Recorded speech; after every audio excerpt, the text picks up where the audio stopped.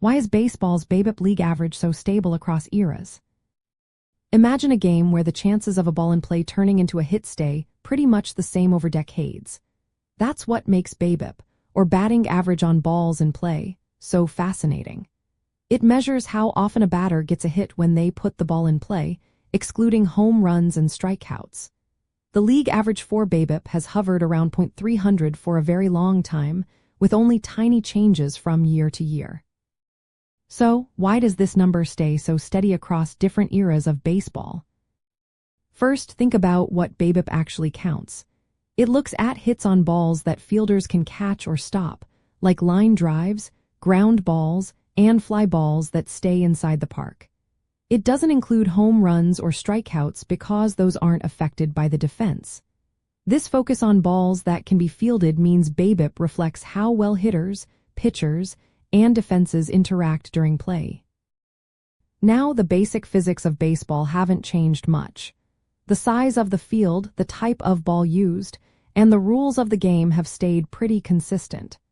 These constants mean the chance of a batted ball becoming a hit, given average speed and trajectory, remains stable over time. Player skills do influence BABIP. Hitters who make hard contact or hit lots of line drives tend to have higher BABIP.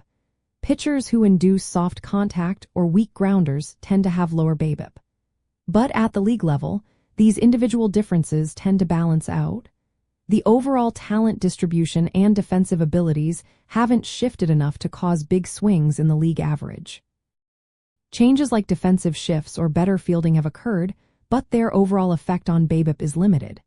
When teams shift players to defend certain areas, it can reduce hits on specific types of balls. However, hitters often adjust their approach, aiming for different parts of the field, which cancels out the effect at the league level. Ballpark effects can influence individual stats, but across the entire league, these differences tend to even out. Another reason BABIP stays stable is because of the large sample size. Over a full season, with thousands of balls in play, random variation tends to average out. Even if a player or team has an unusually high or low BABIP in a short period, over time, their number tends to move closer to the league average. This statistical regression keeps the overall league BABIP steady. Looking at different eras, this stability makes BABIP a useful comparison tool.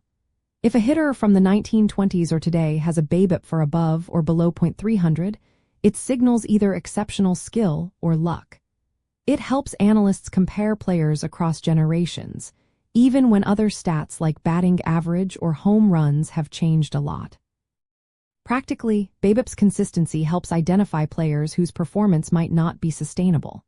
A hitter with a BABIP of .400 is probably benefiting from good fortune or a special skill, and their number is likely to go down. Conversely, a BABIP of .250 might suggest bad luck or a need to change approach. The same logic applies to pitchers. Those with unusually high or low BABIP numbers may see their numbers move closer to the league average over time.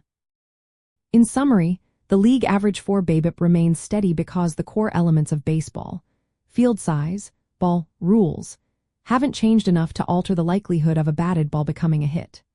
Player skills, defensive strategies, and ballpark effects all influence BABIP, but these effects tend to balance out across the league over time. This consistency makes BABIP a reliable benchmark for comparing players and analyzing performance across different periods in baseball history.